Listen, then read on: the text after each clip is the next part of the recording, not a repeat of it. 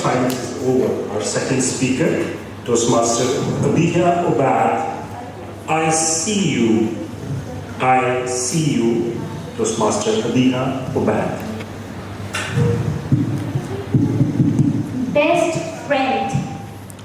Does this word remind you of someone in your head? Great. Well, if you ask me the question, then growing up, I had not one but two best friends since childhood. Meet my first friend. Ta-da! Mr. Cattle. Say hello, everyone. Be nice. Thank you. Well, as a kid, he wasn't just a toy to me. He was my everything. My partner in crime. My secret keeper. And most often, my fierce protector against my mama's ruthless flying slippers. Here comes my second best friend. Ta-da! My reflection. She knew everything about me.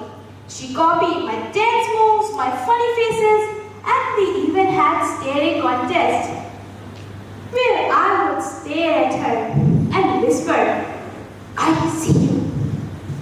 And she would always smile back at me as a sign of being me. Until one day, she disappeared. I looked in the mirror and I couldn't recognize the person I saw. Not because I'd grown a mustache or turned into a giraffe, but because I had grown out of myself. I wasn't me. But then, what was I? Back in my school days, I wasn't your typical boy kid.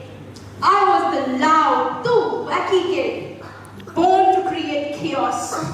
I was every teacher's worst nightmare. You know, once in assembly, I wore 2 different colored socks and called it fashion. What? I dreamed of becoming an astronaut, going to space, visiting planets.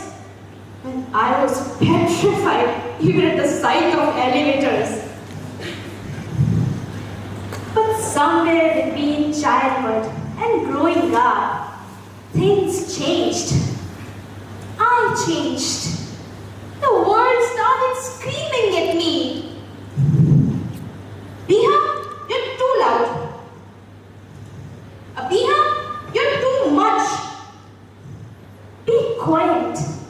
Be less. So I did. I started shrinking myself. I smiled at people I didn't like.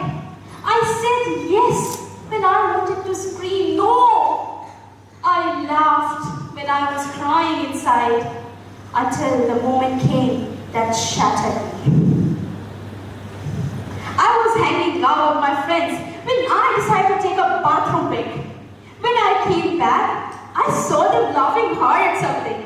So out of curiosity, I eavesdropped. It bombed me that they weren't laughing at any joke. They were laughing at me and what I had become.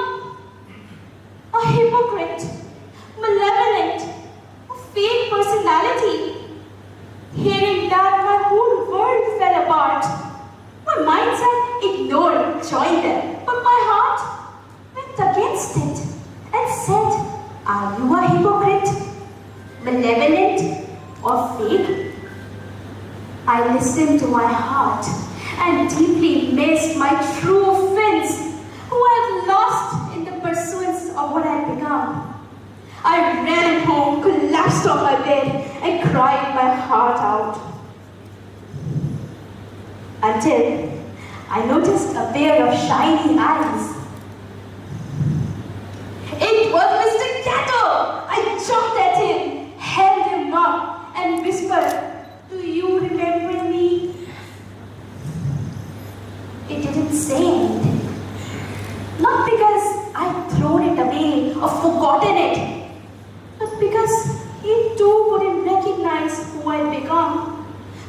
went to my second best friend, my reflection, and I looked deeper, past the fake smile, past the tired eyes.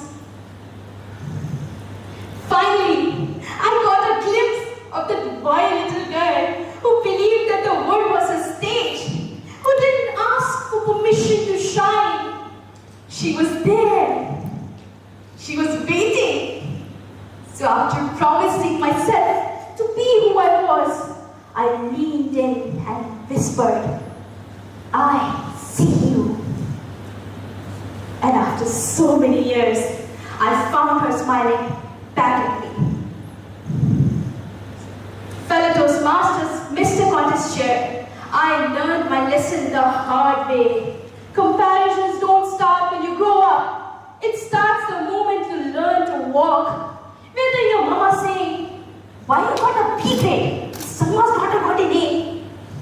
Or a random auntie saying, don't mind, but it looks like you put on weight. These tiny little comments, they shrink us. They steal our spark. What we forget is that comparison kills the joy of being yourself. You just need to be who you truly are. Awkward, loud, bold, but being true you. So my dear friends, if your reflection ever feels like a stranger to you, don't walk away. Stand and stare deeper, past the fake smile, past the tired eyes, and sure enough, you'll see your inner child. As the wise guy once sang, you can be